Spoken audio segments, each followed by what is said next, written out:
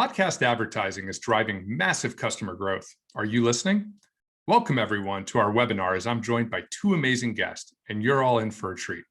Jon Favreau served as Barack Obama's head speechwriter from 2005 to 2013. Since leaving the White House, Favreau has written and spoken about politics and speechwriting to audiences throughout the world. In 2017, he co-founded Crooked Media, where he's a co-host of Pod Save America. Mark Krojansky is the Senior Vice President of Marketing at Stamps.com. Mark has been with Stamps.com for 21 plus years and is one of the originals in podcast advertising. As an innovator there 10 plus years ago by placing some of the very first podcast ads. And I'm Steve Shanks, a partner and chief revenue officer at Ad Results Media. Similar to Mark, I've been placing podcast ads for 10 plus years and I'm a huge fan of the space. I've had the fortune of seeing many podcast and podcast networks grow from an idea to an actual company, just like Crooked Media. I've also had the fortune of seeing many advertisers utilize podcasts to help drive massive customer growth. So let's dive right in. Jon, in your opinion, why should brands advertise on podcasts, and what's the best way to get the most out of the show and the host? Thanks, Stephen, and thanks for having me here. So I think one of the more unexpected experiences of hosting a podcast has been people coming up to me on the street and talking to me like they've known me for years. So they ask about my dog, my wife, my child. And I think that's because there's a certain connection and even intimacy you get from audio that you don't get from other platforms. And I think that helps build trust between the listener and the host. So when we talk about a product or a brand that we like, listeners are more likely to give it a shot because they know us and then they trust us. I think the best way to get the most out of a show and the host, people come to Pod Save America for a no bullshit conversation about politics. So they also expect a no bullshit kind of ad read. So what does that mean? It means staying away from generic ad copy. It means having a little fun with the ad read so that we're not taking ourselves or the brand too seriously, even as we're working really hard to sell our listeners on it. We've had so many longtime clients stay with us because we've been able to deliver, I think, honest and authentic and funny ad reads like ZipRecruiter, like Noom, and like Stamps.com, who've been with us from the very beginning. Fantastic. And how many of those people, out of curiosity, are wearing Friend of the Pod or other Crooked Media t-shirts? We do get that once in a while. We do get that, but that's always nice to see. Fantastic. So Mark, what is so special about podcast advertising to you? Yeah, so I get that question quite a bit, Steve. So for us, podcasts are just a super unique medium of all the ways that we advertise our solutions. I think, as Jon mentioned, there is such a close connection and trust between the host and the audience that you don't find anywhere else. It's not even close. I think another important part is that ad reads don't sound like regular advertisements. The regular advertisements you're used to seeing on TV or hearing on radio, 30-second spot, 60-second spot, and it goes right to the next one. You don't have that in podcasts, and that's also very unique and just makes it feel like it's part of the show. And that's, that organic part of the show is also what makes it work so well. I think that there's also fewer advertisements in a podcast. You have your TV show at 3 or 4 minutes, or 5 minutes. You have a set of 2 or 3 minutes worth of ads, and then you'll come back and then you'll have another set of ads. You have an ad block, and same with the radio program. You have an ad block where you're used to turning the channel onto something else or going to the bathroom or something else. You don't have that really with podcasts. You'll have the show. You'll have they'll go on and talk about a product and then go back to the show, and it's just woven into the show, and that really helps too. Another thing for us is that not only is it not formulaic as far as the ad, but as Jon mentioned, the host can have fun with the spot, and if the show is entertaining or there's some comedy elements, they can do that within the ad spot, and it's great. I've heard so many people talk about how they like the ads as much or even more than they do the show sometimes. So it's just like you don't hear that everywhere else. There, people are trying to skip the ads. Here, they're trying to see like what is someone going to say about this product. So that's really, really unique. Another thing for us is if a host or a network uses our products, that makes it even more special. In this case, John and the team over at Crooked Media use Stamps.com to fulfill a lot of their merch that their listeners buy. So that allows them to talk about how they use it for their business. And it's really, really organic and natural, and you don't get that in other places. The last two points is that for people who are listening to podcasts, historically, they've been a little bit more tech savvy than someone who could just push a button, power on the radio and in a car, or on a remote control at home. We have a technology solution to allow businesses to mail and ship. So if they're more comfortable with technology, that's a good fit for us. And lastly, that podcasts are on demand, so listeners will listen to a show when it's convenient for them on their time, and that's perfectly aligned with our solution, where it's postage on demand for businesses to be able to access, postage for letters and packages when it's convenient for them. So all of those reasons all tie together, and it makes podcasts just an incredible medium for us to utilize to acquire new customers. Yeah, all fantastic points. And I feel like we could almost stop this panel right here, and people would already have all these advertisers, CEOs, CMOs would have enough to go off of why they should be in podcasts, but we're going to keep on going. So I believe a majority of people that are watching this probably know that Pod Save America is, just because it's a consistent top podcast. But advertisers that are looking to advertise in that or expand beyond it, John, would you be able to give us a glimpse into what Crooked is making today, the variety of hosts and everything you guys are currently building? Absolutely. So our overall mission at Crooked is to inform, entertain, and inspire audiences with progressive conversation, storytelling, and activism. That's the big mission. The heart of that is the news and politics content we create. So not just shows like Pod Save America, Pod Save the World, but our What a Day franchise, which includes both a daily morning news show and a nightly newsletter, or Pod Save the People, which is hosted by Black Lives Matter activist DeRay McKesson and focused on social justice. I will also likely be hosting an interview show on the Pod Save America feed, where I have deeper dive conversation with newsmakers, celebrities, journalists, and others, specifically about how the internet is breaking our brain, which is a topic that I'm quite interested in. But beyond news and politics, we're also focusing on progressive conversations and storytelling in other areas. We're really proud of 2 sports shows we launched this year with the incredible Jason Concepcion, who had formerly been at The Ringer. We've launched Take Line, which is a podcast co-hosted with the WNBA's Renee Montgomery, which is about the intersection of sports and culture and politics. And we've also launched All Caps NBA, which is a really fun, hilarious YouTube series about sports. We've also recently launched some fantastic narrative style podcasts. Wind of Change is a documentary style investigation into a rumor that the very famous song Wind of Change was actually written by the CIA. So we had that series come out, and it's been very, very popular. And we just launched Edith, which is a scripted comedy series about First Lady Edith Wilson, who was secretly kind of president for a while when Woodrow Wilson had a stroke. So that's been a real fun series as well. So that's just some of the stuff that we've been up to recently. And again, we're not launching now, not just into news and politics, but entertainment, culture, sports, tech, all of them. The theme that ties them together is just really smart conversations that get people thinking about the world and how to change it. And also a lot of these sort of limited series narrative podcasts, some of which have will go on to be television and television shows and film, but also just really great listens on their own. So very modest of just a few things as you're really covering all the categories of the podcast chart. So a lot of great things for everyone to listen to coming out. Now, Mark, in your perspective, what does Stamps.com and ShipStation look for in a host? And what are some of the goals and KPIs you track against? Yeah, I think John hit a couple of really good points. I mean, I mentioned earlier that the strong connection that I think is so unique in the medium.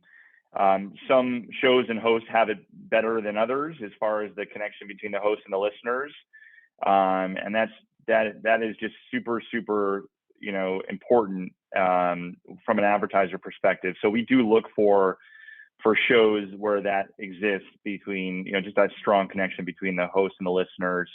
Obviously, if the show host uses Stamps.com or ShipStation for themselves or their own business, if they're sending out merch, or the network is using it to send out merchandise, or just getting postage for envelopes or invoices.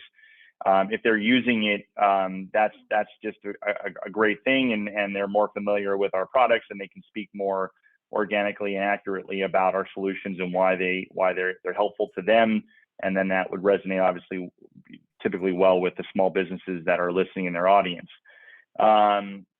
So that goes along with a host who just kind of believes in the product, even if they're not using it, but they understand that they're super busy, and they don't have time necessarily to go to the post office.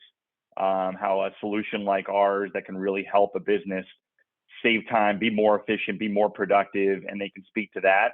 That's who we look for as well. As far as like how we kind of measure the success of our shows, we are the shows that we're on. We're huge performance marketers. I mean, everything we do, we track.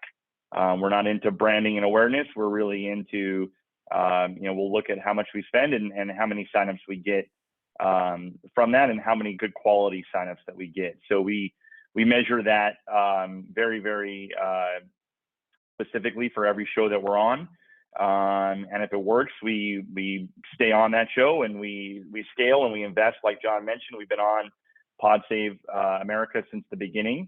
And we're still on today, and we're on, all throughout the year, because we're evergreen marketers. We don't really have a lot of seasonality to our business. We help businesses whenever they have a need to mail and ship. So that really helps too.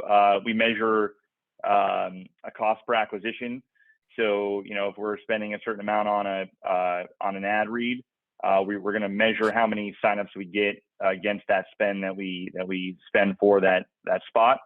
And then we look at lifetime value. So we look at the quality. So not just who's coming in from that show, but are they good customers? We have a service that's just a month-to-month service. So if we don't provide quality products and solutions, the customer will leave. So if Jon's talking about this to an audience that doesn't really need Stamps.com or ShipStation and signs up but then leaves, it doesn't do us a lot. So we have to measure who's coming, and then if they stick around, and so that's something that we are constantly looking at. And a show like Pod Save America, not only can we have the host speak to a huge audience, but it's a huge audience of small businesses that have found a need for our service. We can measure that and track that with the promo codes and see that they're really using our product and sticking with it and benefiting from it. So that's another reason why we, kind of stay on the show, and we look for other shows like that as well.